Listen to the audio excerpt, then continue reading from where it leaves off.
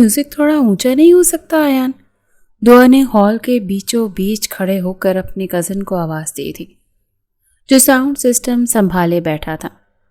अगर इससे ऊंचा किया तो बराबर वाले घर से अंकल कुद्दूस पुलिस लेकर आ जाएंगे।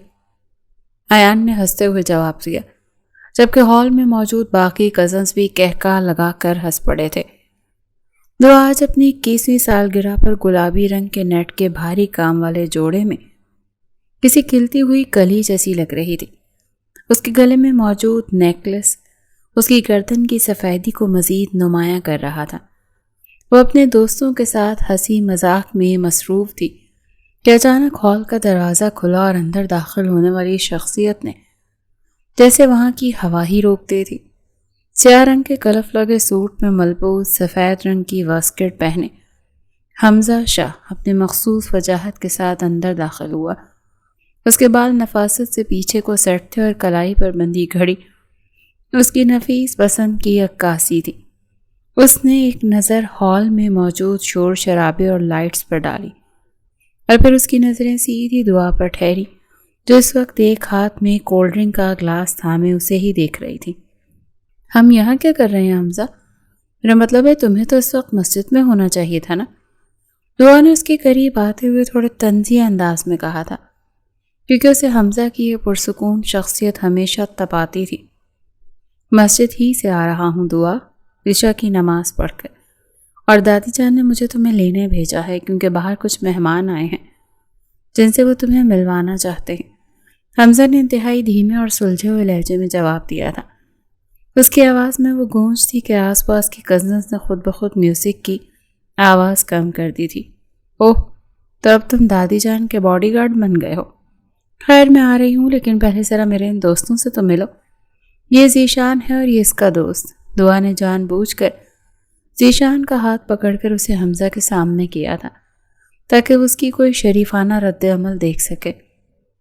खुश आमदीद। हमजा ने ज़ीशान के बढ़े हुए हाथ को देखकर सिर्फ सर हिलाने पर इक्तफा किया था।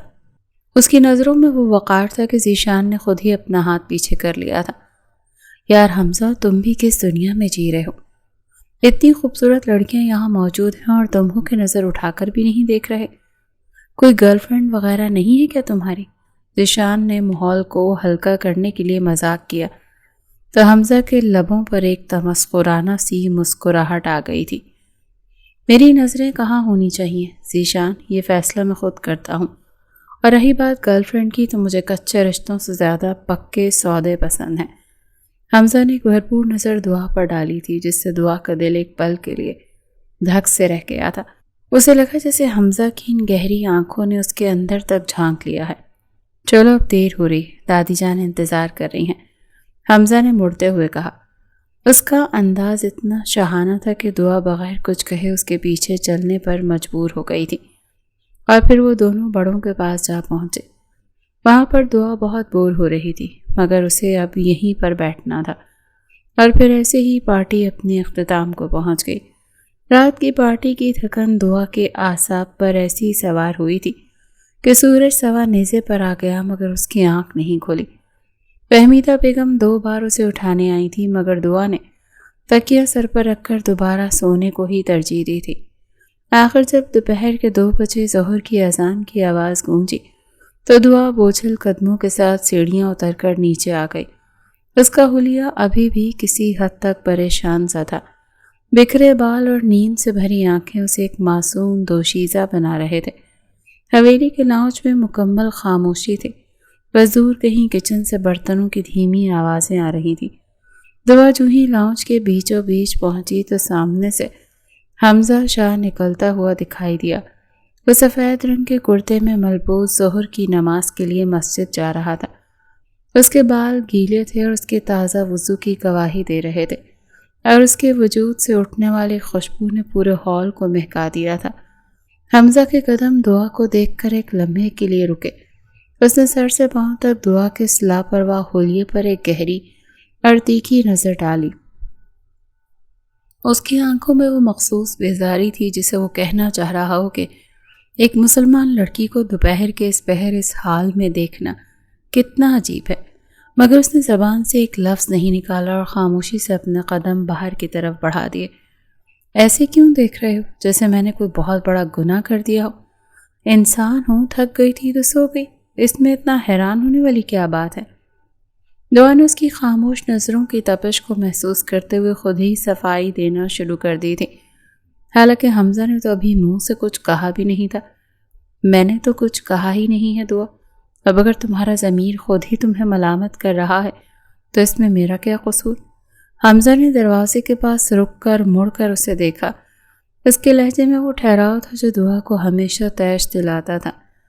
تمہاری یہ خاموشی تمہارے الفاظ سے زیادہ زہریلی ہوتی ہے۔ میں جانتی ہوں تم یہی سوچ رہے ہوگے کہ یہ کیسی لڑکی ہے جو ظہر کے وقت سو کر اٹھ رہی ہے۔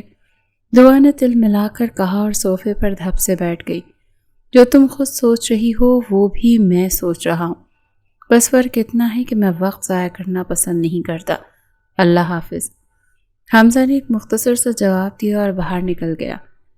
اسے واقعی اس وقت دعا سے بحث کرنے میں کوئی دلچسپی نہیں تھی، کیونکہ اسے اپنی نماز کی فکر تھی۔ دعا اسے جاتے ہوئے دیکھتی رہی۔ اسے غصہ آ رہا تھا کہ وہ اسے نظر انداز کیسے کر سکتا ہے۔ وہ ہمیشہ اسے ایک چھوٹی اور نادان لڑکی سمجھ کر چھوڑ دیتا تھا۔ کیسا عجیب انسان ہے، نہ ہنستا ہے نہ ڈھنگ سے بات کرتا ہے، بس ہر وقت اپنی شرافت کا روب جماتا رہتا ہے۔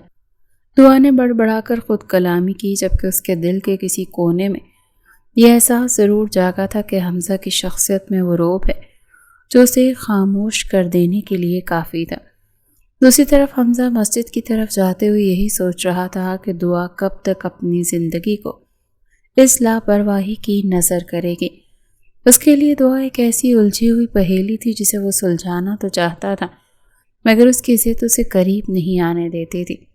اور پھر وقت یوں ہی گزرتا گیا۔ حمزہ اس وقت اپنی میز پر جھکا ہوا کچھ فائلوں کا جائزہ لے رہا تھا، جب اس کے دو قریبی دوست عاصم اور فراز بغیر کسی اطلاع کے اندر داخل ہوئے۔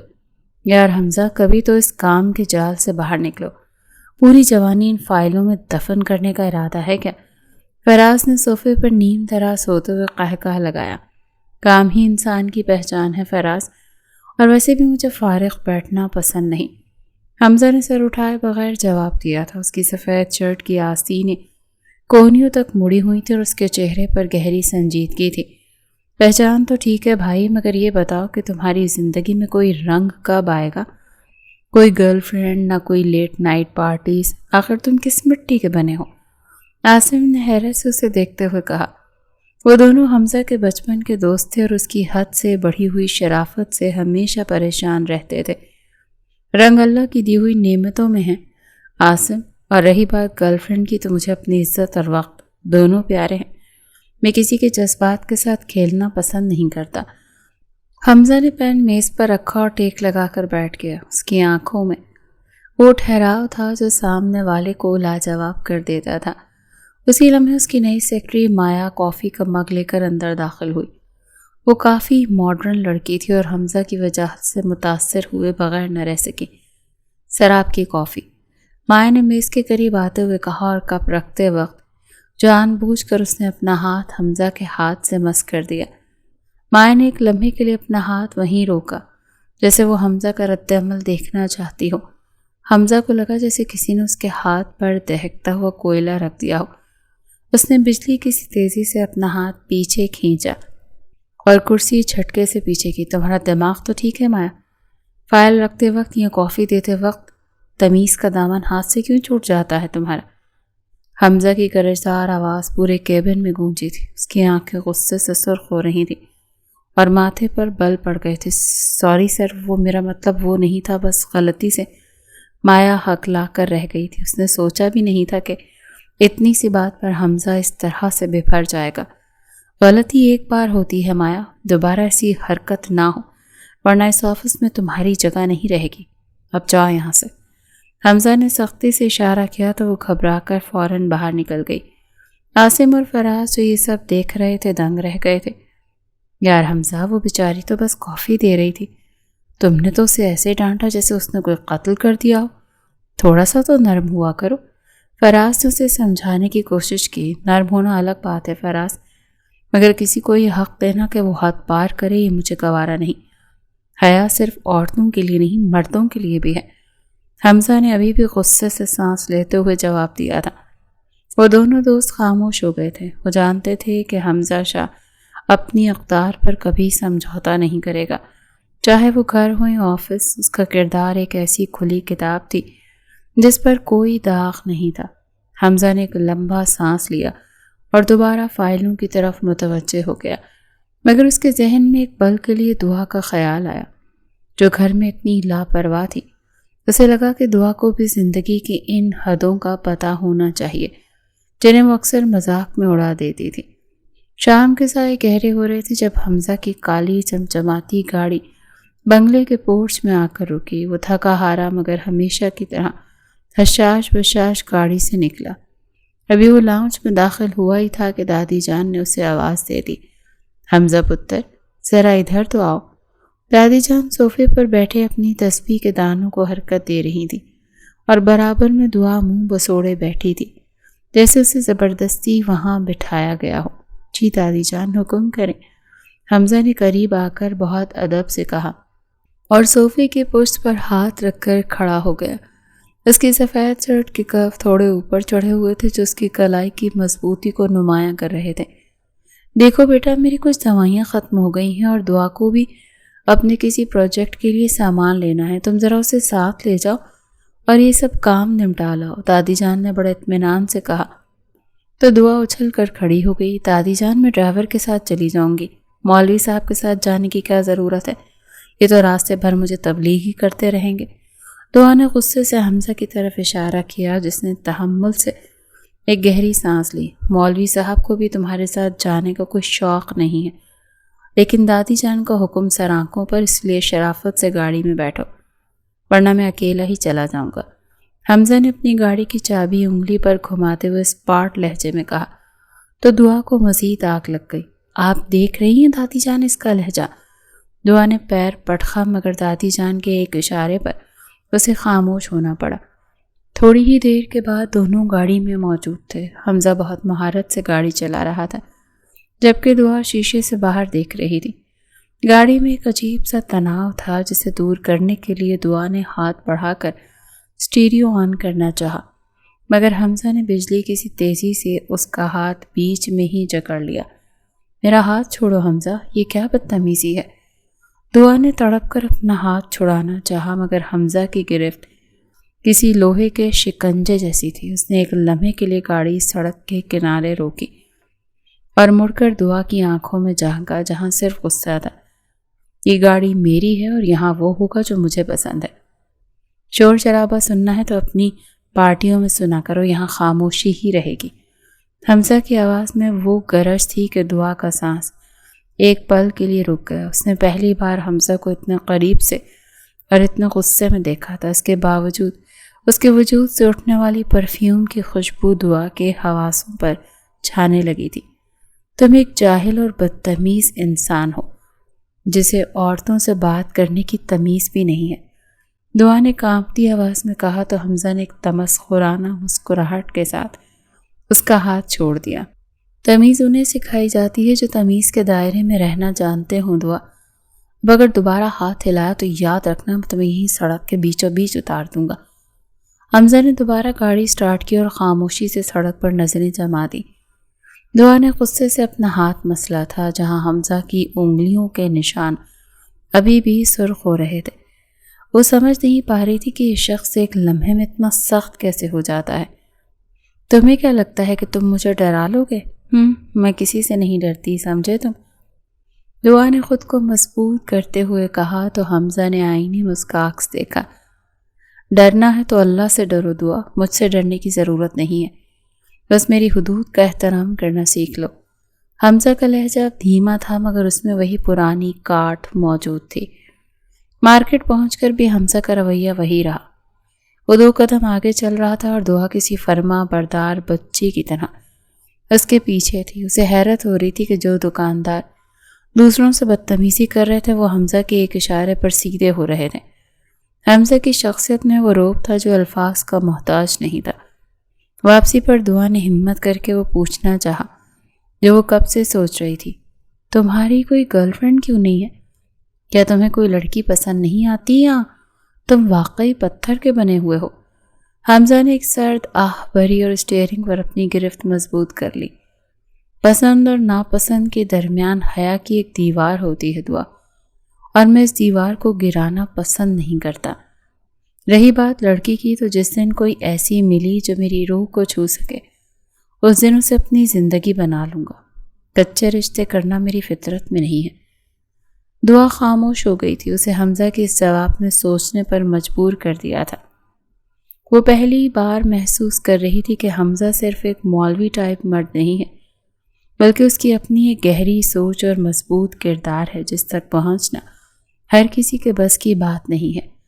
اور آخر کار وہ دونوں گھر بھی پہنچ گئے۔ گھر آتے ساتھ دعا اپنے کمرے میں چلی گئی اور حمزہ دادی جان کے ساتھ ڈرائنگ روم میں ہی بیٹھ کر باتیں کرنے لگا۔ اور پھر یہیں سے ہی اسے اپنی ماں سے معلوم ہوا کہ کل ان کی کزن کی بیٹی ملتان سے لاہور آ رہی ہے، شاید اس نے اپنا کوئی کام کرنا ہے۔ اگلی صبح ہوتے ہی گھر میں ایک عجیب چہل پہل تھی، کیونکہ علیزے اپنے کام کے سلسلے میں ایک دن قیام کے لیے آئی تھی۔ علیزے کافی ماڈرن لڑکی تھی اور اس کی نظریں پہلے ہی لمحے حمزہ شاہ کی وجاہت پر ٹکی ہوئی تھی۔ دعا سیڑھیوں کے پاس کھڑی یہ منظر دیکھ رہی تھی جہاں علیزے صوفے پر بیٹھی حمزہ سے زبردستی بات کرنے کی کوشش کر رہی تھی۔ حمزہ صوفے پر دور بیٹھا اخبار کی سرخیوں میں گم تھا۔ اس کے چہرے پر وہی مخصوص سنجیدگی تھی جو کسی بھی غیر عورت کی موجودگی میں مزید گہری ہو جاتی تھی۔ حمزہ، سنا ہے آپ کا بزنس بہت پھیل گیا ہے۔ مجھے تو یقین نہیں آتا کہ آپ اتنے کم وقت میں اتنے کامیاب ہو گئے ہیں۔ علیزے نے تھوڑا قریب ہوتے ہوئے چہک کر کہا تو حمزہ نے اخبار سے نظریں ہٹائے بغیر صرف سر ہلانے پر اکتفا کیا۔ کامیابی اللہ کا فضل ہے علیزے، اس میں میرا کوئی کمال نہیں۔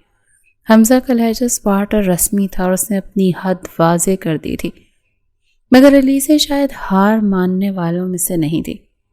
دعا کو اپنی جگہ کھڑے ہوئے ایک عجیب سی بے چینی محسوس ہو رہی تھی۔ اسے علیزہ کا حمزہ کے اتنا قریب بیٹھنا اور اسے حمزہ کہہ کر پکارنا بالکل زہر لگ رہا تھا۔ کتنی بے شرم لڑکی ہے، پہلی بار آئی ہے اور ایسے گھل مل رہی ہے جیسے برسوں کی شناسائی ہو۔ دعا نے اپنے دوپٹے کے پلو کو انگلیوں پر مروڑتے ہوئے خود کلامی کی۔ اسے سمجھ نہیں آ رہا تھا کہ اسے غصہ کیوں آ رہا ہے۔ آخر حمزہ سے اس کا رشتہ ہی کیا تھا سوائے ایک کزن کے۔ اسی لمحے علیزے نے ہمت کی اور حمزہ کے قریب میز پر پڑی اس کی فائل اٹھانے کے لیے ہاتھ بڑھایا۔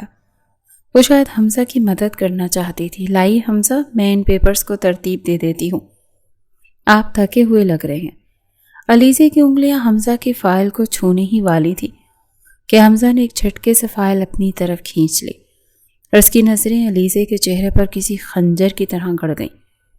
میرا کام میری ذمہ داری ہے علیزے، اور مجھے اپنی چیزوں میں کسی کی مداخلت پسند نہیں ہے۔ بہتر ہوگا آپ مہمان بن کر آئی ہیں تو مہمان بن کر ہی رہیں۔ حمزہ کی آواز میں وہ سرد مہری اور غصہ تھا کہ علیزے کا ہاتھ ہوا میں ہی رک گیا اور اس کا چہرہ ایک دم سفید پڑ گیا۔ دعا جو دور کھڑی تھی یہ سب دیکھ رہی تھی۔ اس کے دل میں ایک دم ٹھنڈک سی پڑ گئی تھی۔ اس کے لبوں پر ایک فاتحانہ مسکراہٹ آئی اور اس نے سکون کا ایک لمبا سانس لیا۔ واہ حمزہ شاہ، آج پہلی بار تمہارا یہ غصہ مجھے بہت بھلا لگا ہے۔ دعا نے دل ہی دل میں سوچا اور بڑے ٹہلتے ہوئے انداز میں ڈرائنگ روم میں داخل ہوئی۔ ارے علیزے، تم ابھی تک یہیں بیٹھی ہو؟ چچی جان کچن میں تمہارا انتظار کر رہی ہیں، شاید وہ تمہیں کچھ کہنا چاہتی ہیں۔ دعا نے جان بوجھ کر علیزے کو وہاں سے ہٹانے کے لیے جھوٹ بولا تھا۔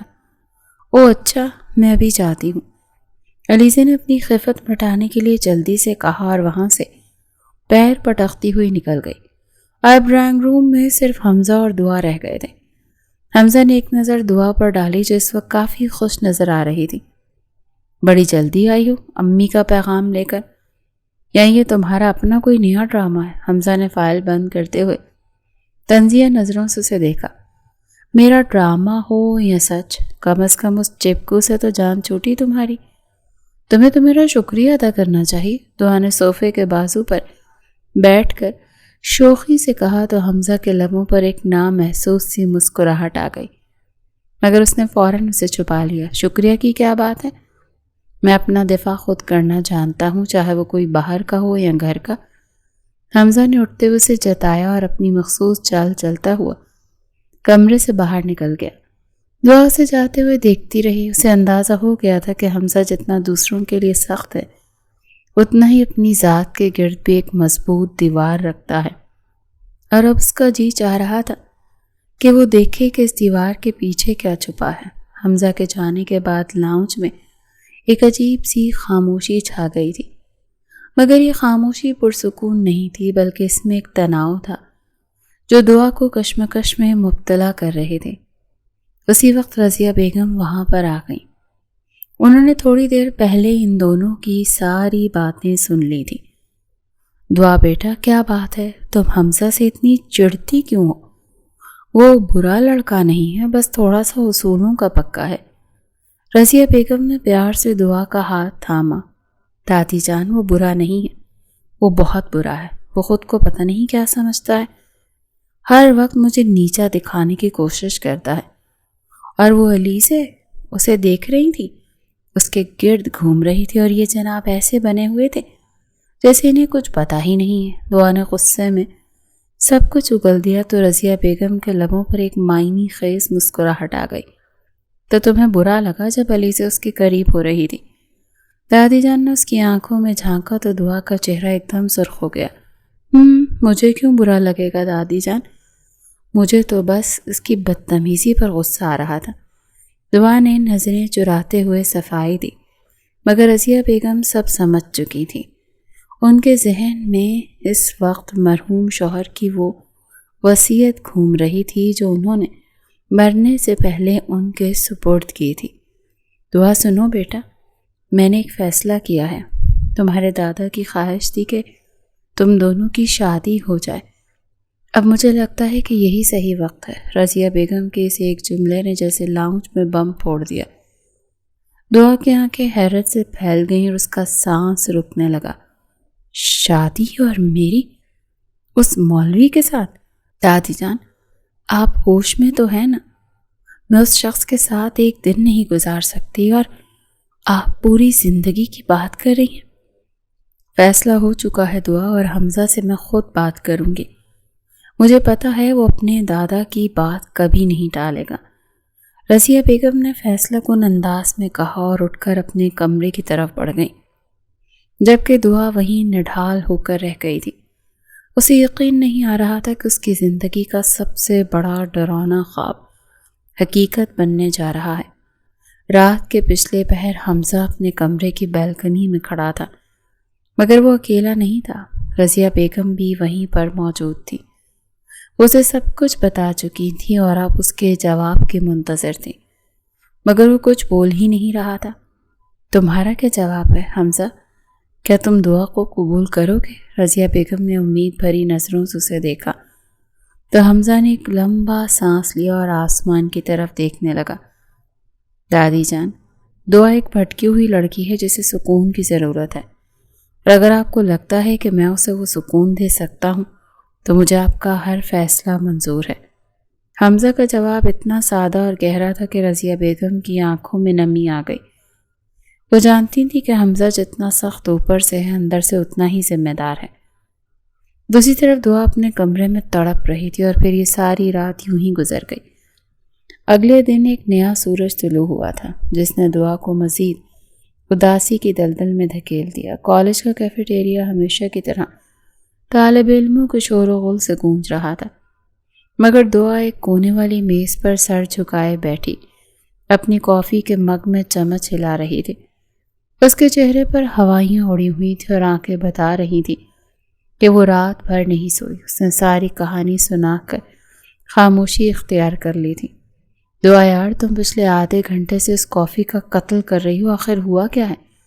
کوئی زلزلہ آ گیا کیا؟ مریم نے حیرت سے پوچھا تو دعا نے ایک ٹھنڈی آہ بھری اور اپنی سرخ آنکھیں اٹھا کر اسے دیکھا۔ زلزلہ نہیں مریم، پوری قیامت آ گئی ہے۔ دادی جان نے فیصلہ کر لیا ہے کہ میرا نکاح حمزہ سے ہوگا، وہی حمزہ جسے میں ایک پل برداشت نہیں کر سکتی۔ دعا کی آواز رند گئی تھی اور اس نے میز پر مکہ مارا تھا۔ کیا؟ حمزہ شاہ سے، وہ جو اتنا ہینڈسم اور وجیح ہے؟ یار دعا، تم تو خوش قسمت ہو، وہ تو پورے شہر کا کرش ہے، لڑکیاں اس کے ایک اشارے پر مرنے کو تیار ہوتی ہیں۔ مریم نے آنکھیں پھیلا کر کہا تو دعا کا پارا مزید ہائی ہو گیا۔ تم پاگل تو نہیں ہو گئی ہو؟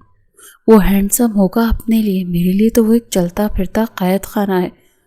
اس کی زندگی میں کوئی رنگ ہے؟ بس ہر وقت نماز روزہ اصولوں کی باتیں کرتا رہتا ہے۔ وہ میری ساری آزادی چھین لے گا، میں اس کے ساتھ دم گھٹ کر مر جاؤں گی۔ دعا نے روحانسی ہو کر کہا، دیکھو دعا، تم اسے غلط سمجھ رہی ہو، صرف سادگی پسند ہے، اور 5 وقت کا نمازی ہونا کوئی گناہ تو نہیں، بلکہ یہ تو اس کی خوش قسمتی ہے کہ وہ اتنا سلجھا ہوا ہے۔ تم اس کی آنکھیں دیکھی ہیں، کتنا وقار ہے ان میں۔ مریم نے اسے سمجھانے کی کوشش کی، مگر دعا تو جیسے کچھ سننے کو تیار ہی نہ تھی۔ وقار نہیں، وہ تکبر ہے۔ وہ مجھے ہمیشہ ایک نادان بچی سمجھتا ہے، اور اب دادی جان اسے میرے سر تھوپ رہی ہیں۔ میں یہ نکاح کبھی نہیں ہونے دوں گی۔ میں آج ہی گھر جا کر اسے بتا دوں گی کہ وہ خود اس رشتے سے انکار کر دیں، کیونکہ میں تو دادی جان کی بات نہیں ٹال سکتی، مگر وہ تو ایک مرد ہے نا، وہ تو کہہ سکتا ہے نا۔ دعا اپنے بیگ کو کاندھے پر ڈالا اور پرعزم انداز میں اٹھ کر کھڑی ہوئی۔ گھر پہنچتے ہی دعا کا سامنا حمزہ سے ہوا، جو لاؤنج میں صوفے پر بیٹھا لیپ ٹاپ پر کوئی کام کر رہا تھا۔ اس کے بال تھوڑے بکھرے ہوئے تھے اور وہ بہت مصروف دکھائی دے رہا تھا۔ دعا نے گہرا سانس لیا اور سیدھی اس کے سامنے جا کر کھڑی ہو گئی۔ حمزہ، مجھے تم سے بات کرنی ہے، ابھی اور اسی وقت، دعا نے غصے سے کہا تو حمزہ نے بہت اطمینان سے اپنا لیپ ٹاپ بند کر کے ٹیک لگا لی۔ یہ فرمائیے دعا بیبی، آج سورج کس طرف سے نکلا ہے کہ آپ کو مجھ سے بات کرنے کی ضرورت پڑ گئی؟ حمزہ کے لہجے میں وہی پرانا سا ٹھہراؤ تھا جو دعا کو ہمیشہ آگ لگاتا تھا۔ تمہیں پتہ ہے نا کہ دادی جان نے کیا فیصلہ کیا ہے؟ وہ ہمارا نکاح کرنا چاہتی ہیں۔ دعا نے سیدھا مدعا بیان کیا تو حمزہ کے چہرے پر کوئی تبدیلی نہیں آئی۔ ہاں مجھے پتہ ہے، اور میں نے اپنی رضامندی بھی دے دی، حمزہ نے کاندھے اچکاتے ہوئے کہا، جیسے یہ کوئی معمولی سی بات ہو۔ تمہارا دماغ تو ٹھیک ہے نا حمزہ؟ تم نے ہاں کیسے کر دی؟ کیا تمہیں نظر نہیں آتا کہ ہم دونوں میں زمین آسمان کا فرق ہے؟ تم ایک الگ دنیا کے انسان ہو، میں بالکل الگ، ہماری زندگیوں کا تو کوئی میل ہی نہیں ہے۔ دعا نے چلا کر کہا، فرق مٹانے کے لیے ہی تو نکاح کیا جاتا ہے دعا۔ رہی بات دنیا کی، تو میری دنیا میں تمہارے جیسے بھٹکے ہوئے لوگوں کی بہت ضرورت ہے۔ حمزہ نے اٹھ کر اس کے قریب قدم بڑھایا۔ اس کی لمبائی دعا کے سامنے اسے مزید پرکشش بنا رہی تھی۔ تم مجھے سدھارنے کے خواب دیکھنا چھوڑ دو حمزہ، میں کبھی نہیں بدلوں گی، اور میں تمہیں وارننگ دے رہی کہ تم خود دادی جان سے کہہ دو کہ تمہیں یہ رشتہ منظور نہیں ہے، ورنہ میں تمہاری زندگی جہنم بنا دوں گی۔ دعا نے اس کی آنکھوں میں آنکھیں ڈال کر دھمکی دی تو حمزہ کے لبوں پر ایک فاتحانہ اور گہری مسکراہٹ آ گئی۔ اس نے اپنا ہاتھ دعا کے برابر دیوار پر رکھا اور اس کی طرف تھوڑا جھک گیا۔ زندگی جہنم بنانا تو بہت آسان ہے دعا، کبھی اسے جنت بنانے کی کوشش کرنا۔ رہی بات انکار کی، تو حمزہ شاہ ایک بار جو فیصلہ کر لے اس سے پیچھے نہیں ہٹتا۔ اب چاہے تم خوشی سے ملو یا رو کر، یہ نکاح تو ہو کر رہے گا۔ حمزہ کا لہجہ اتنا حتمی تھا کہ دعا کے پاس کہنے کو کچھ نہیں بچا۔ اسے وہیں چھوڑ کر اپنے کمرے کی طرف بھاگ گئی تھی، جبکہ حمزہ اسے جاتے ہوئے دیکھتا رہا۔ اس کی آنکھوں میں ایک عجیب سی چمک تھی، جیسے وہ اس مشکل چیلنج کو قبول کر چکا ہے۔ اگلے ہی دن سے نکاح رکوانے کے لیے دعا کی ناکام کوششیں شروع ہو گئی تھیں، کیونکہ رضیہ بیگم نے اگلے ہفتے ہی نکاح کی تاریخ پکی کر دی تھی۔ دعا کے لیے یہ خبر کسی ایٹم بم سے کم نہیں تھی۔ اس نے تہیہ کر لیا تھا کہ وہ حمزہ کو اتنا تنگ کرے گی کہ وہ خود کانوں کو ہاتھ لگا کر اس رشتے سے توبہ کر لے گا۔ پہلی کوشش اس نے اس وقت کی جب حمزہ ایک بہت اہم انٹرنیشنل کلائنٹ کے ساتھ ویڈیو کال پر میٹنگ کر رہا تھا۔ دعا نے چپکے سے لاؤنج کا مین سوئچ آف کر دیا اور اندھیرے کا فائدہ اٹھاتے ہوئے کچن سے اسٹیل کا ڈھکن لا کر زور سے بجانے لگی تاکہ شور کی وجہ سے حمزہ کی میٹنگ خراب ہو جائے۔ یہ کیا بدتمیزی ہے دعا، لائٹ کیوں بند کی ہے اور یہ شور کیسا ہے؟ حمزہ نے اندھیرے میں اپنا لیپ ٹاپ سنبھالتے ہوئے گرج کر کہا تھا۔ اس کی آواز میں وہ جلال تھا کہ ایک لمحے کو دعا کے ہاتھ رک گئے۔ ارے مجھے کیا پتا لائٹ کیوں گئی ہے، اور میں تو بس دیکھ رہی تھی یہ ڈھکن کتنے مضبوط ہیں، آخر شادی کے برتن جو آ رہے ہیں۔ دعا نے معصومیت کا لبادہ اوڑھ کر جواب دیا اور اندھیرے میں ہی اس کے قریب سے گزرنے لگی تاکہ اسے چڑھا سکے۔ حمزہ نے گہرا سانس لیا اور اپنے موبائل کی ٹارچ آن کی۔ اس کی روشنی سیدھی دعا کے شرارتی چہرے پر پڑی جو اس وقت دانت نکال کر اسے دیکھ رہی تھی۔ حمزہ نے کوئی بحث نہیں کی، بس خاموشی سے اٹھا اور خود جا کر سوئچ آن کر دیا۔ دعا تمہاری یہ بچگانہ طریقے میری میٹنگ تو خراب نہیں کر سکے، مگر ہاں تمہارے لیے مشکل پیدا کر سکتے ہیں۔ دعا کا منہ کھلا کا کھلا رہ گیا۔ اسے لگا کہ حمزہ غصہ کرے گا، مگر اس نے تو بس ایک مختصر سی بات کی تھی۔ اسی وقت دعا فوراً وہاں سے بھاگ گئی۔ اگلے دن دعا نے ایک اور وار کیا۔ اس نے حمزہ کی سفید شرٹ پر جو اس نے ایک ضروری میٹنگ میں پہننی تھی جان بوجھ کر چائے گرا دی۔ جب حمزہ کمرے میں داخل ہوا تو دعا وہاں ہاتھ میں خالی کپ لیے کھڑی تھی اور چہرے پر جھوٹی پشیمانی تھی۔ او مائی گاڈ حمزہ، میں تو بس تمہیں چائے دینے آئی تھی، مگر میرا پاؤں پھسل گیا۔ دیکھو تمہاری فیورٹ شرٹ کتنی گندی ہو گئی۔ دعا نے ہونٹ کاٹتے ہوئے کہا، مگر اس کی آنکھوں کی چمک بتا رہی تھی کہ وہ کسی خوش ہے۔ حمزہ نے اس گندی شرٹ کو دیکھا اور پھر دعا کو۔ اس کے چہرے پر غصے کی ایک لہر آئی، مگر اس نے فوراً خود پر قابو پایا۔ وہ خاموشی سے الماری کی طرف بڑھا اور دوسری شرٹ نکالی۔ کوئی بات نہیں دعا، کپڑے بدلنے میں صرف 2 منٹ لگتے ہیں، مگر تمہارے اس رویے کو بدلنے میں مجھے شاید تھوڑا وقت لگے گا، لیکن فکر مت کرو، میں ایک صابر انسان ہوں۔ حمزہ نے بغیر مڑے جواب دیا تو دعا کا سارا جوش ٹھنڈا پڑ گیا۔ اسے محسوس ہوا کہ وہ جتنا حمزہ کو نیچا دکھانے کی کوشش کر رہی ہے، حمزہ اتنا ہی بلند ہوتا جا رہا ہے۔ آخری حربے کے طور پر دعا نے گھر کے تمام بڑے بزرگوں کے سامنے حمزہ کی برائیاں کرنا شروع کر دی کہ وہ بہت سخت مزاج ہے اور اسے مارتا پیٹتا ہے، جو کہ سراسر جھوٹ تھا، مگر رضیہ بیگم نے اس کی ایک نہ سنی۔ بیٹا، حمزہ کی سختی اس کی محبت ہے، وہ تمہیں سنوارنا چاہتا ہے۔ رہی بات مارنے کی تو وہ تو ایک چونٹی کو کبھی راستہ دے کر گزرنے والا لڑکا ہے۔ رضیہ بیگم نے اس کے سر پر پیار دیا تو دعا نے مایوسی سے اپنا سر پکڑ لیا۔ دعا کو احساس ہو رہا تھا کہ اس کی تمام تیر نشانے سے چوک رہے ہیں۔ وہ حمزہ کو ایک بورنگ اور مذہبی جنونی ثابت کرنا چاہتی تھی، مگر حمزہ کا ٹھہراؤ اور اس کی وجاہت گھر والوں کے سامنے اسے ہی غلط ثابت کر رہے تھے۔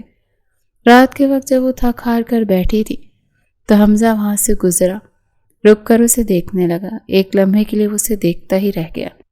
دعا، اگر تمہارے حربے ختم ہو گئے ہوں تو کل کی تیاری کر لو، کل ہمیں نکاح کے کپڑے پسند کرنے جانا ہے۔ یاد رکھنا وہاں کوئی تماشا مت کرنا، ورنہ مجھے اپنے طریقے سے خاموش کروانا آتا ہے۔ حمزہ کا لہجہ چیلنجنگ تھا اور دعا نے غصے سے ایک تکیہ اس کی طرف اچھالا، جو حمزہ نے بہت ہی صفائی سے ہوا میں پکڑ لیا اور ایک پراسرار مسکراہٹ کے ساتھ وہاں سے چلا گیا۔ دعا کو پہلی بار خوف محسوس ہو رہا تھا، وہ اس مرد کے شکنجے سے کبھی نہیں نکل پائے گی۔ حمزہ کا آفس آج کچھ زیادہ ہی پرسکون تھا، مگر اس کے اندر ایک طوفان تھا۔ عاصم اور فراز اس کے سامنے بیٹھے اسے حیرت اور تشویش کی ملی جلی نظروں سے دیکھ رہے تھے۔ میز پر رکھے کافی کے مگ سے اٹھتا دھواں ان کے درمیان موجود سنجیدگی کو مزید گہرا کر رہا تھا۔ حمزہ یار، ہوش کے ناخن لو، تم جانتے ہو نا تم کس سے نکاح کرنے جا رہے ہو؟ وہ لڑکی ایک آفت ہے، ایک کھلا ہوا طوفان، اور تم ایک ٹھہرا ہوا سمندر ہو۔ تم دونوں کا کوئی جوڑ ہی نہیں ہے۔ فراز نے بے چینی سے پہلو بدلتے ہوئے کہا۔ فراز ٹھیک کہہ رہے حمزہ، دعا بہت ضدی اور منہ پھٹ ہے، وہ تمہاری اس اصول پسند زندگی کو تہہ و بالا کر دے گی، وہ تمہاری پرسکون زندگی کو میدان جنگ بنا دے گی۔ کیا تم واقعی اس سر درد کے لیے تیار ہو؟ عاصم نے بھی لقمہ دیا۔ حمزہ نے اپنا پین میز پر رکھا اور کرسی کی پشت سے ٹیک لگا لی۔ اس کی آنکھوں میں ایک عجیب سی چمک تھی، وہ چمک جو کسی جیتنے والے کھلاڑی کی آنکھوں میں ہوتی ہے۔ وہ کسی کو نہیں بتا سکتا تھا کہ اس سب کا اسے کتنا انتظار ہے۔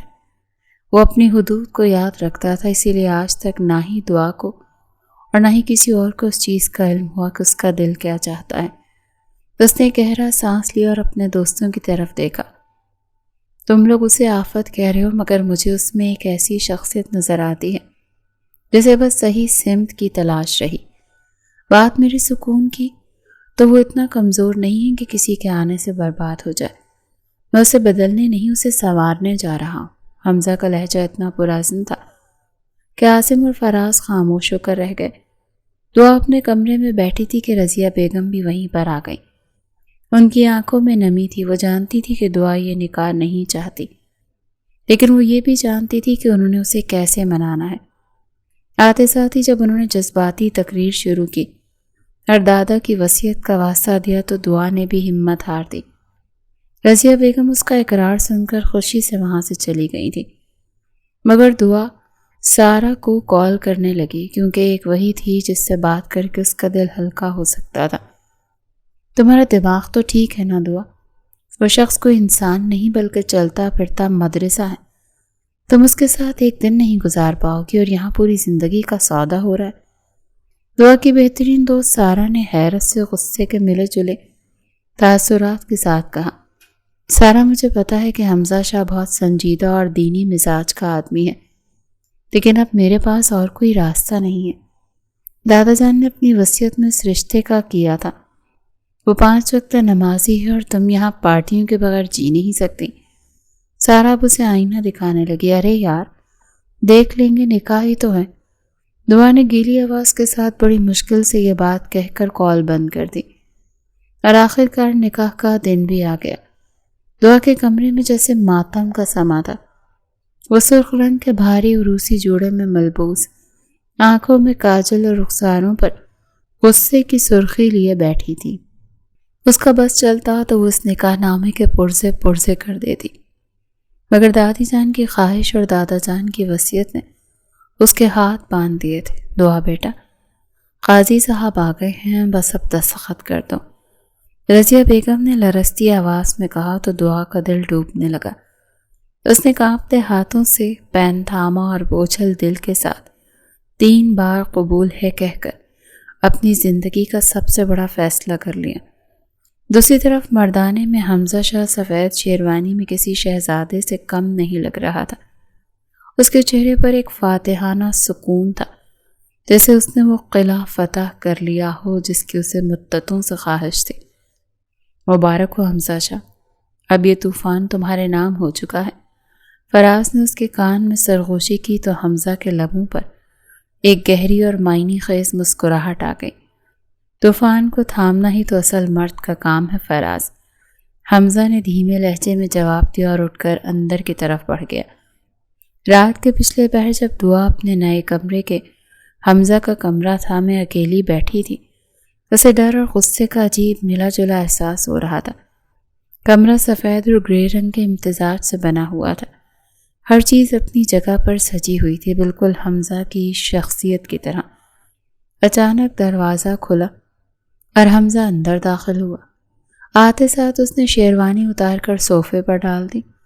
وہ اپنی قمیض کے کف کھول رہا تھا۔ اس کی نظر دعا پر پڑی جو بیٹھ کے ایک کونے میں سمٹی بیٹھی اسے کسی شکاری کی طرح گھور رہی تھی، اور پھر حمزہ بھی اس کے پاس بیڈ پر پہنچ گیا۔ حمزہ اس کے اتنے قریب ہونے پر تھوڑا سا جھجکا، لیکن پھر اس نے سوچ لیا کہ اب تو وہ اس کی محرم ہے، مگر وہ دعا کی اداسی دیکھ کر بہت پریشان ہو گیا تھا۔ تمہاری لائف تمہاری ہے دعا، اللہ تمہیں ہدایت دے، میں تم پر کچھ زبردستی مسلط نہیں کروں گا۔ اس نے سوچ سمجھ کر یہ لفظ ادا کیے تھے کیونکہ اسے لگ رہا تھا کہ وہ اسی وجہ سے پریشان ہے کہ حمزہ اس پر اپنی مرضی مسلط کرے گا۔ شوہر صرف پیپر پر ہیں آپ، باقی ہم دونوں میں کچھ بھی کامن نہیں ہے۔ آپ کو نماز روزے سے فرصت ملے تو انسانوں کو دیکھے نا۔ دعا جسے شادی کی پہلی رات حمزہ سے ان آرام دہ جملوں کی امید نہیں تھی، فوراً سے بول اٹھی۔ حمزہ اس کا غصہ سمجھ نہیں پایا، پھر حمزہ نے آہستہ سے اس کے ماتھے پر بکھری زلفوں کو پیچھے ہٹایا۔ اس کی انگلیاں دعا کی نرم جلد کو چھو رہی تھی۔ دعا کی سانسیں تھم گئی۔ اس نے کبھی سوچا بھی نہیں تھا کہ یہ سنجیدہ سا آدمی اتنا بولڈ اور رومانٹک بھی ہو سکتا ہے؟ حمزہ نے ایک جھٹکے سے اس کا بازو تھاما اور اسے اپنی طرف کھینچا تو دعا اس کے سینے سے جا لگی. اسے حمزہ کے دل کی دھڑکن صاف سنائی دے رہی تھی جو غیر معمولی طور پر تیز تھی. زبان پر قابو رکھنا سیکھو دعا. اب تم صرف ایک کزن نہیں ہو، میری بیوی ہو. اور حمزہ شاہ اپنی عزت کی حفاظت کرنا بھی جانتا ہے اور اسے حد میں رکھنا بھی. حمزہ کی آواز میں وہ جذباتی شدت اور سختی تھی کہ دعا کا سانس سینے میں اٹک گیا. تم مجھ پر روب نہیں جما سکتے، میں تم سے نہیں ڈرتی. دعا نے اس کی آنکھوں میں آنکھیں ڈال کر کہنا چاہا مگر اس کی آواز کانپ رہی تھی، وہ اس کی باہوں میں تڑپ رہی تھی. ڈرانے کا شوق تو مجھے بھی نہیں ہے دعا. میں تو بس تمہیں یہ بتانا چاہتا ہوں کہ اب تمہاری ہر شرارت، ہر ضد اور ہر سانس پر صرف میرا حق ہے. اس نے اسے باہوں میں جکڑے ہوئے کہا. پھر اس کے ماتھے پر گرے ہوئے بالوں کی لٹ کو پیار سے پیچھے کرتے ہوئے اس کے چہرے کے اتنا قریب ہوا کہ دعا کو اس کی سانسوں کی تپش اپنے رخساروں پر محسوس ہونے لگی تھی. دعا نے اپنا چہرہ دوسری طرف پھیر لیا مگر اس کے دل کی دھڑکنیں اب بغاوت کر رہی تھیں. اسے پہلی بار احساس ہوا کہ حمزہ ایک ایسا مرد ہے جس کی خاموشی میں بھی ایک ایسی کشش ہے جو اسے آہستہ آہستہ اپنی گرفت میں لے رہی تھی. اچھا جا کر چینج کر لو، اب سے نئی زندگی کا باقاعدہ آغاز ہوگا اور یاد رکھنا اب یہاں وہی ہوگا جو میں چاہوں گا. حمزہ نے اسے چھوڑتے ہوئے کہا اور خود بیلکنی کی طرف بڑھ گیا جبکہ دعا وہیں بیٹھی اپنی دھڑکتی ہوئی نبض کو سنبھالنے کی کوشش کر رہی تھی. تھوڑی دیر بعد کمرے کی مدھم پیلی روشنی میں حمزہ کا وجود دعا کو کسی تراشے ہوئے شاہکار جیسا لگ رہا تھا. وہ بیلکنی کا دروازہ بند کر کے واپس پلٹا تو اس کے قدموں کی چاپ دعا کے دل کی دھڑکنوں سے تال میل کھا رہی تھی. دعا نے گھبرا کر اپنی نظریں جھکا لیں اور اپنے ہاتھ کی انگلیوں کو زور سے مسلنے لگی. تمہیں کیا لگا تھا دعا کہ میں صرف ایک خشک مزاج انسان ہوں جسے زندگی کے رنگوں سے کوئی سروکار نہیں؟ حمزہ نے بیٹھ کے قریب آ کر بہت ہی دھیمے لہجے میں پوچھا. اس کی آواز میں اب وہ پرانی سختی نہیں تھی بلکہ ایک عجیب سی مٹھاس اور گہرائی تھی جو دعا کے اعصاب پر جادو سے کر رہی تھی. دعا نے کوئی جواب نہیں دیا تھا. حمزہ نے جھک کر اس کے دونوں ہاتھ اپنے مضبوط ہاتھوں میں تھام لیے تھے. اس کے لمس کی تپش دعا کے پورے وجود میں ایک سنسنی کی طرح دوڑ گئی تھی. تم نے ہمیشہ مجھے قید خانہ سمجھا ہے نا، لیکن کبھی اس قید خانے کے اندر جھانک کر دیکھا ہے کہ وہاں تمہارے لیے کتنی جگہ ہے؟ حمزہ نے اس کا چہرہ اپنی انگلیوں کی پوروں سے اوپر اٹھایا. اب ان دونوں کے درمیان فاصلہ اتنا کم تھا کہ دعا کو حمزہ کی آنکھوں میں اپنے آنکھ صاف دکھائی دے رہے تھے. ان آنکھوں میں اب وہ بیزاری نہیں تھی بلکہ ایک ایسی بے پناہ شدت اور اپنائیت تھی کہ دعا کا سانس سینے میں قید ہو کر رہ گیا تھا. میں نے تو کبھی سوچا بھی نہیں تھا کہ تم ایسے بھی ہو سکتے ہو. دعا نے ہکلا کر کہا تو اس کے الفاظ اس کا ساتھ چھوڑ رہے تھے. اسے یقین نہیں آ رہا تھا کہ یہ وہی حمزہ شاہ ہے جو مسجد اور آفس کے علاوہ کسی تیسری چیز کا کبھی ذکر ہی نہیں کرتا تھا. اس کا رومانٹک انداز اتنا بھرپور اور جاندار تھا کہ دعا کو اپنے سارے دعوے کھوکھلے لگنے لگے. ابھی تو تم نے بہت کچھ نہیں سوچا دعا. میری خاموشی کے پیچھے کتنے طوفان چھپے ہیں یہ تو تمہیں آہستہ آہستہ پتہ چلے گا. حمزہ نے اس کے ماتھے پر بکھری ہوئی لٹ کو بہت دھیرے سے پیچھے کیا اور پھر اس کے ماتھے پر اپنے لب رکھ دیے. وہ لمس اتنا پاکیزہ اور اتنا گہرا تھا کہ دعا کی بند آنکھوں سے ایک آنسو چھلک کر حمزہ کے ہاتھ پر گرا تو حمزہ نے اس آنسو کو اپنی پور سے چن لیا تھا. یہ آنسو اب دوبارہ نہیں آنے چاہیے دعا. اب تم میری امانت ہو اور حمزہ شاہ اپنی امانتوں میں خیانت نہیں کرتا. دعا کو ایسے لگا کہ جیسے اس کے اندر کی ساری بغاوت ایک پل میں دم توڑ گئی ہے. وہ شخص جو اسے اب تک ایک جلاد لگتا تھا، اس کے ایک لمس نے دعا کے دل کے صحرا میں بارش کر دی تھی. وہ حیران تھی کہ وہ اس شخص سے نفرت کیسے کر رہی تھی جس کی آغوش میں اسے اب کائنات کا سب سے بڑا سکون محسوس ہو رہا تھا۔ تم اتنے بدل کیسے گئے؟ دعا نے سر اٹھا کر اسے دیکھا تو حمزہ کے لبوں پر وہی دلکش سی مسکراہٹ آئی جو دعا کے ہوش اڑانے کے لیے کافی تھی۔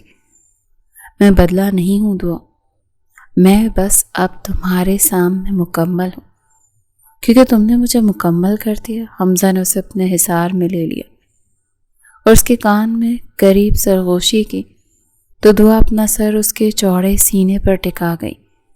اسے پہلی بار احساس ہوا کہ محبت صرف اونچی موسیقی اور پارٹیوں میں نہیں ہوتی، بلکہ محبت تو اس خاموش لمس میں ہے جو روح تک کو سرشار کر دیتا ہے۔ اس رات دعا نے پہلی بار حمزہ شاہ کو ایک ایسے مرد کے روپ میں دیکھا تھا جس کی شدت میں وہ خود کو ہار دینے پر تیار تھی۔ اگلی صبح جب سورج کی پہلی کرن نے کمرے کے پردوں کی اوٹ سے جھانکا تو دعا کی آنکھ کھلی۔ اس نے دیکھا کہ حمزہ جائے نماز پر بیٹھا خاموشی سے نماز پڑھ رہا تھا، وہی سفید کرتا پاجامہ اور چہرے پر وہی سکون، مگر اب دعا کو اس سکون سے چڑ نہیں ہو رہی تھی، بلکہ وہ اسے یکٹک دیکھتی رہ گئی۔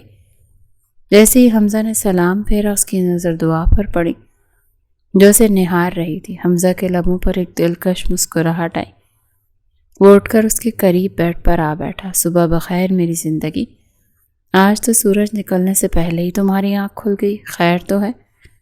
حمزہ نے شرارت سے پوچھا تو دعا نے گھبرا کر کمبل اپنے چہرے تک تان لیا۔ وہ بس ویسے ہی کھل گئی، تم اپنی نماز پڑھو، مجھے کیوں تنگ کر رہے ہو؟ دعا کی آواز کمبل کے اندر سے دبی دبی آئی تو حمزہ نے ہلکا سا قہقہ لگایا اور ایک لفافہ بیڈ پر رکھ دیا۔ یہ دیکھو، یہ تمہارا سرپرائز ہے۔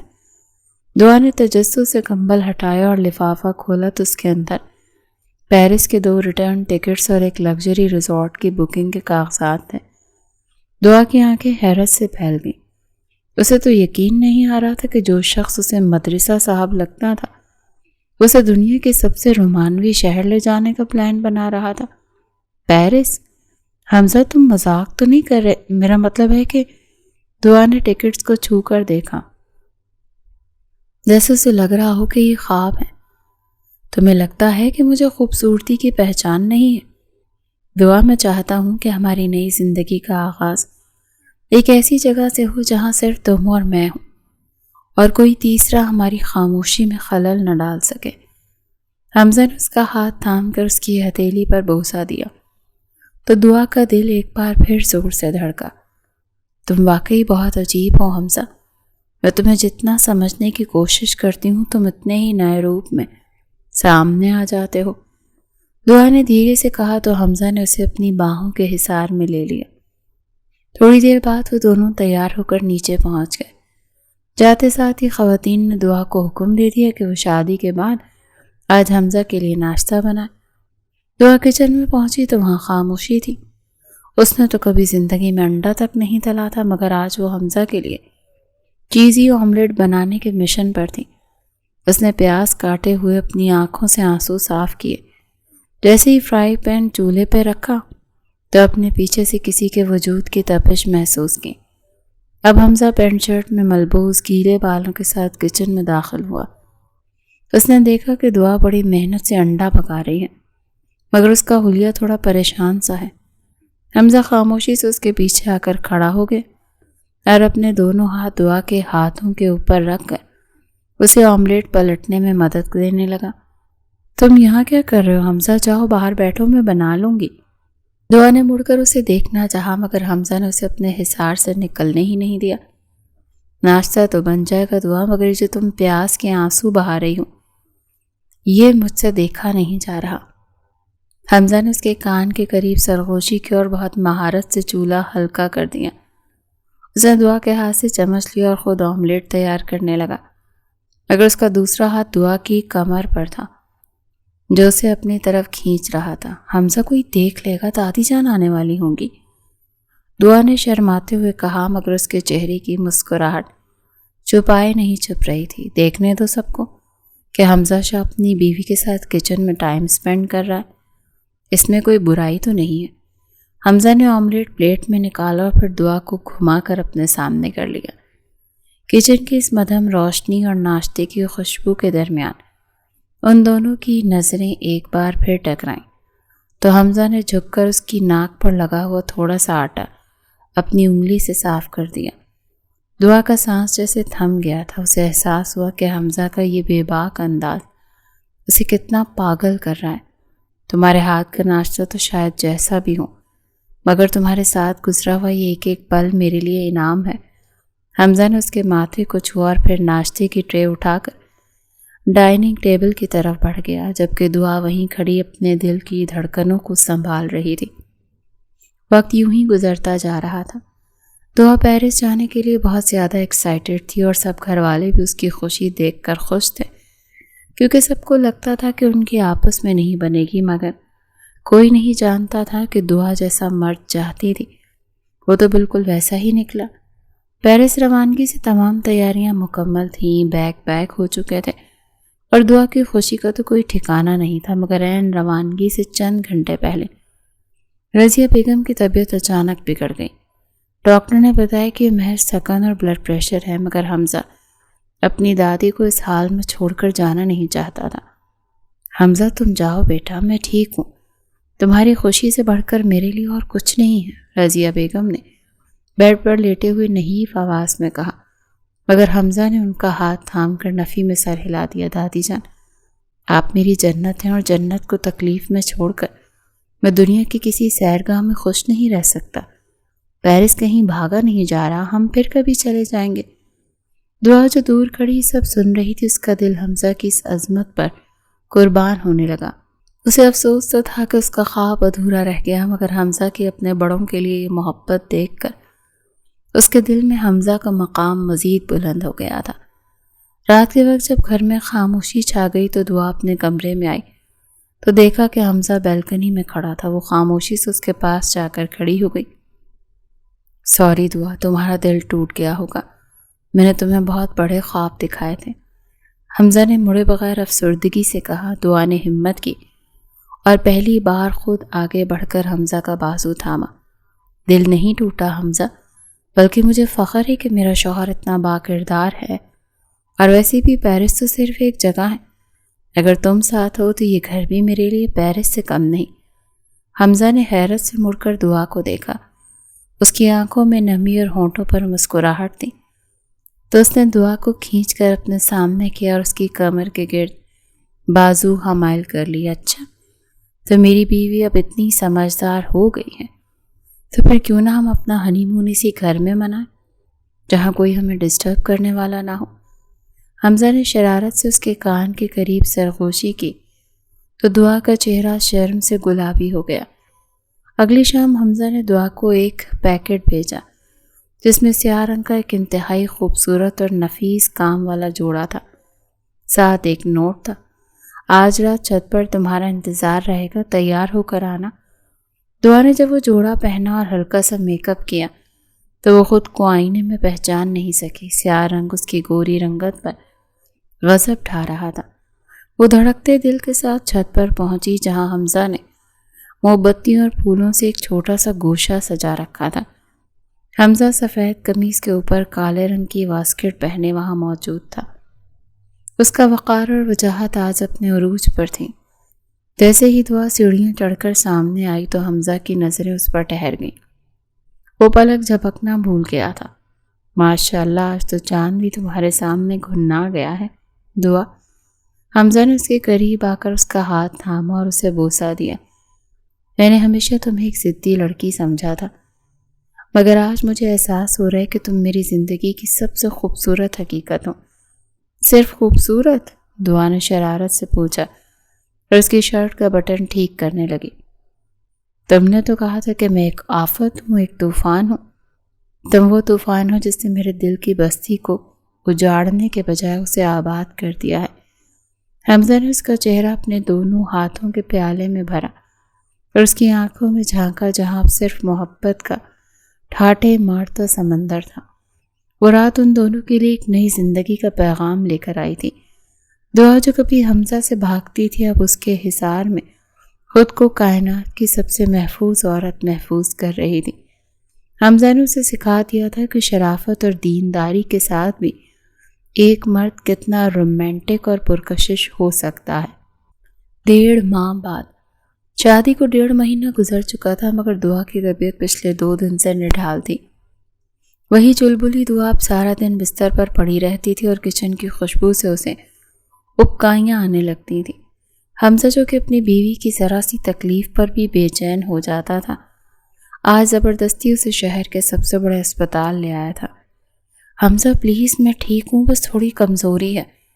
تم بلا وجہ مجھے سفید دیواروں والے قید خانے میں لے آئے ہو، دعا نے اسپتال کے ویٹنگ ایریا میں بیٹھے ہوئے منہ بسوڑ کر کہا۔ اس کا چہرہ سرد تھا، مگر آنکھوں کی شوخی ابھی بھی برقرار تھی۔ خاموشی سے بیٹھی رہو جان، تمہاری اس تھوڑی سی کمزوری نے میرا سکون غارت کر رکھا ہے۔ جب تک ڈاکٹر تسلی نہیں دے دیتی ہم یہاں سے نہیں ہلیں گے، حمزہ نے سختی سے کہا، مگر اس کی نظروں میں چھپی فکر دعا سے ڈھکی چھپی نہیں تھی۔ تھوڑی دیر بعد جب وہ ڈاکٹر کے کیبن سے باہر نکلے تو حمزہ کے قدم زمین پر نہیں ٹک رہے تھے اور دعا کا چہرہ حیا کی سرخی سے تمتما رہا تھا۔ ڈاکٹر کی کہی ہوئی یہ بات کہ حمزہ کے کانوں میں رس کھول رہی تھی۔ مبارک ہو، آپ بابا بننے والے ہیں۔ گاڑی میں بیٹھتے ہی حمزہ نے اسٹیئرنگ تھامنے کے بجائے دعا کا ہاتھ اپنے دونوں ہاتھوں میں بھر لیا اور اسے یکٹک دیکھنے لگا، جیسے وہ ابھی بھی یقین کرنے کی کوشش کر رہا ہو۔ ایسے کیا دیکھ رہے ہو؟ دعا نے شرما کر نظریں جھکائیں تو حمزہ نے گہرا سانس لیا۔ دعا، تم نے میری زندگی کو مکمل کر دیا۔ مجھے یقین نہیں آ رہا کہ میرے اور تمہارے وجود کا ایک حصہ اس دنیا میں آنے والا ہے۔ حمزہ کی آواز جذبات سے بھاری تھی۔ اس نے جھک کر دعا کے ماتھے پر ایک طویل بوسہ ثبت کیا۔ گھر پہنچتے ہی حمزہ کا روپ بالکل بدل گیا۔ وہ جو کبھی اصولوں کی کتاب ہوا کرتا تھا، اب دعا کے پیچھے پیچھے ہاتھ میں دودھ کا گلاس اور پھلوں کی ٹرے لیے گھوم رہا تھا۔ حمزہ بس کرو، میں کتنا کھاؤں گی، میں پھٹ جاؤں گی، دعا نے بیڈ پر بیٹھتے ہوئے دہائی دی، جبکہ حمزہ اسے زبردستی سیب کاٹ کر کھلا رہا تھا۔ اب تم اکیلی نہیں ہونا دعا، اب تمہیں چھوٹی دعا کا بھی خیال رکھنا ہے، حمزہ نے شرارت سے کہا اور اس کے برابر بیٹھ گیا۔ چھوٹی دعا کیوں؟ مجھے تو چھوٹا حمزہ چاہیے، بالکل آپ کے جیسا، دعا نے لاڈ سے کہا تو حمزہ نے اس کا رخسار ہلکے سے تھپ تھپایا۔ بالکل نہیں، مجھے تو بیٹی چاہیے جو تمہاری طرح ضدی ہو، اور میں نے تو نام بھی سوچ لیا، حمزہ نے بڑے فخر سے اعلان کیا۔ اچھا، کیا نام سوچا ہے تم نے؟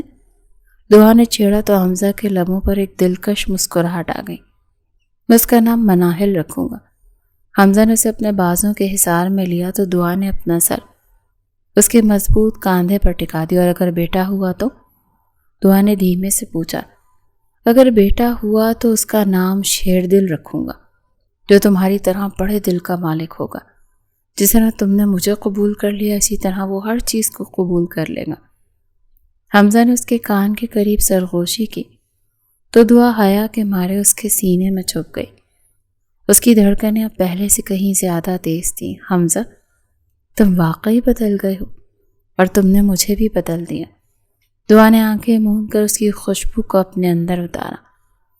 میں نے تمہیں نہیں بدلا دعا، محبت نے ہمیں ایک کر دیا۔ اب نہ تم الگ ہو نہ میں، اب ہم ایک ہیں۔ حمزہ نے اسے مزید قریب کر لیا اور کمرے میں پھیلی خاموشی ان کے انکہی محبت کی داستان سنا رہی تھی۔ باہر چاند اپنی پوری آب و تاب سے چمک رہا تھا۔ دعا کو ایسا محسوس ہو رہا تھا کہ وہ دنیا کی خوش قسمت ترین عورت ہے۔ آج تک اس نے کبھی بھی حمزہ کو آپ کہہ کر مخاطب نہیں کیا تھا، نہ ہی حمزہ نے اس کے ساتھ زبردستی کی تھی، اور یہ چیز ہی دعا کو بہت اچھی لگی تھی کہ وہ اس پر کسی چیز میں زبردستی نہیں کرتا تھا۔